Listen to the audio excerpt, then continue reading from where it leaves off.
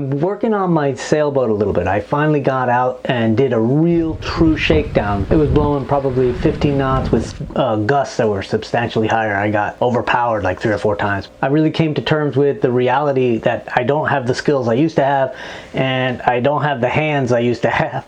I have sissy engineer hands now, so I need to get some gloves. But I also found some other things that are really missing on the boat. One, I don't have a depth gauge, and going by my Navionics charts on my cell phone presents 2 problems. One, it's very generic and you don't get an exact position. The other thing is I'm using my phone, so I gotta have a way to keep it charged because I killed it on the last trip. I got this thing right here. It's the Hawkeye Depth Tracks 2B, I guess, and this is what it looks like. The good thing is it was only like 90 bucks. The bad thing is it's only that big, so I can't mount it on the cabin bulkhead like the old one. And if you remember, the boat currently has a really old one that hasn't functioned in decades, I'm sure. So mounting it on that bulkhead would be just too far. I don't think I could see those little numbers. So I want to mount it on the grab rail right behind the wheel. So if this is the grab rail, then what I want to have is a pod connected to the rail, and then my cell phone will be in the middle, and then on this side I'm going to get another pod, and so one of these pods will be my depth gauge and the other one is going to have USB ports. So this is what I decided to get for my pods. Now I don't want to go out and get marine specific pods because they're super expensive, but this little guy is meant for like dune buggies. People mount gauges on roll bars and well, dashboards too. So I'm going to mount this thing on my bar, and then the gauge will fit right inside there, and then we'll get this nice and wiped down, make sure there's no oils on it, and this alcohol is seeping into this gauze on my finger and burning the heck out of that open blister. No chance of rain, so we're gonna paint out here.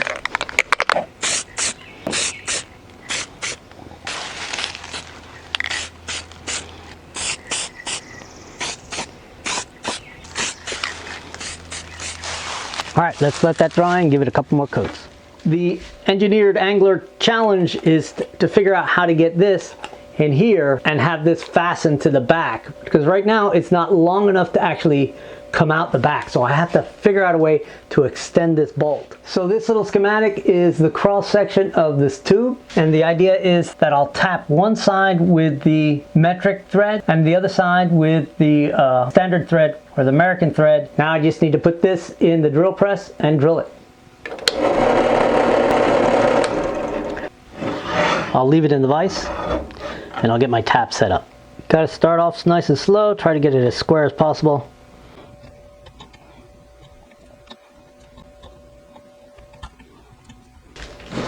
Now I just got to turn this thing over.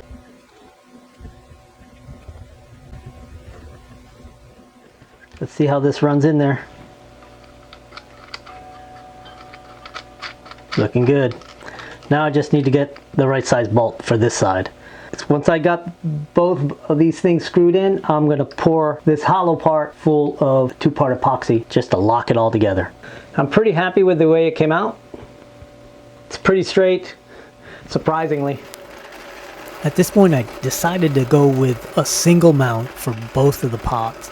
So I'm building a double pod mount right here. This is the base plate. I'll have to drill it, then tap it, and I'll do that for all 3 of those holes.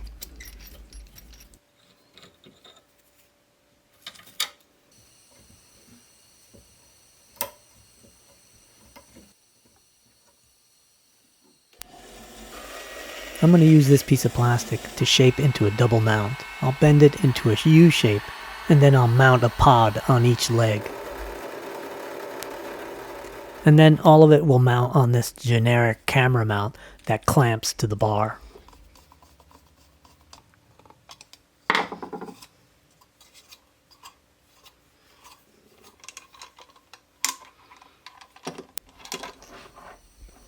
Now I gotta fabricate a bezel so the USB charger will fit in the end of the pod.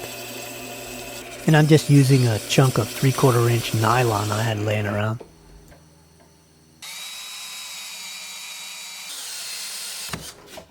Jeez.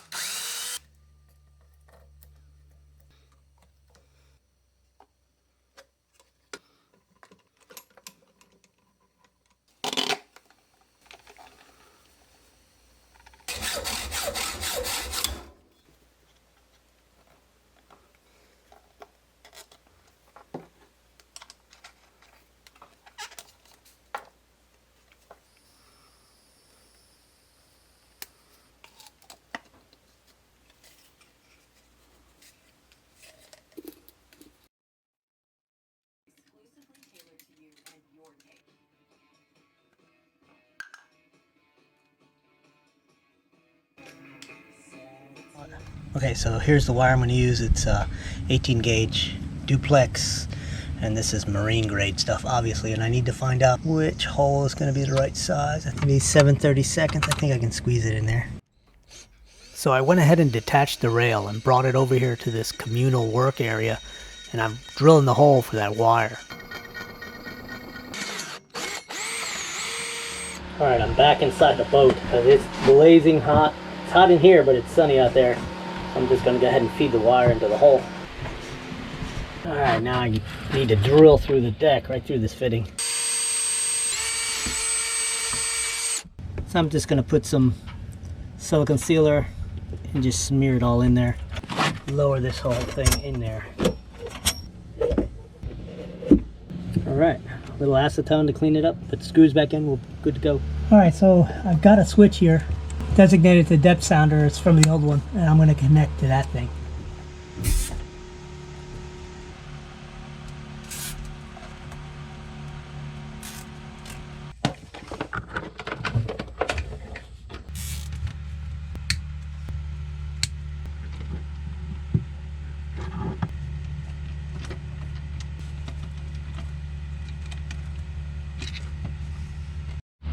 Alright, I got the wiring in.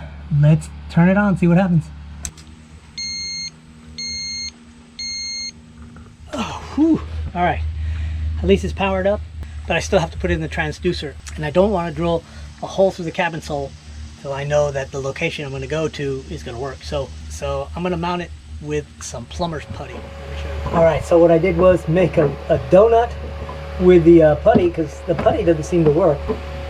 Definitely works when I hang it in the water, so let's see if this works. Still not working. So that part of the hull doesn't seem to be a good spot. Alright, we're definitely in shallow water. Alright, it's working, but I had to move the location to the port side of the motor. So, alright, now we're going to make a form out of this Burger King cup. Alright, I cut this thing on a skew so that when I align it with a little mark I put on here, the top is level.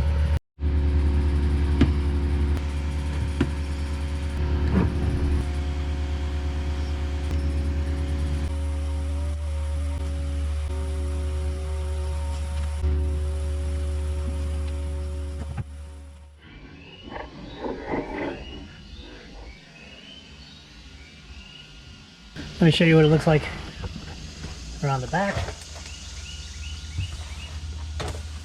I'll show you how I ran the wire. It's run down the back of this rail. I had to keep this loose because there's a cup holder that slides on here. And it runs right down and into that fitting that I put in. Doesn't look too messy. Just got the two connectors right there. And that's it. Alright, so only one thing left to do is put this back together and get out there and do a little sailing. It's probably dead calm, but I need to get out in the water.